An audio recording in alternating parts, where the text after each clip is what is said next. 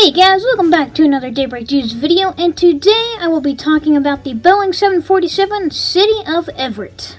The first Boeing 747 was a Dash 100 series named City of Everett, as Everett, Washington was where it was manufactured. The plane could hold up to 550 passengers and fly up to 4,620 nautical miles at a cruising speed of 419 knots.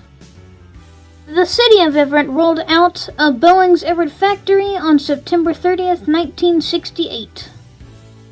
On February 9th, 1969, Boeing chief test pilot with engineering test pilots took off from Payne Field, Everett, Washington, aboard the City of Everett and made a 1 hour and 15-minute test flight.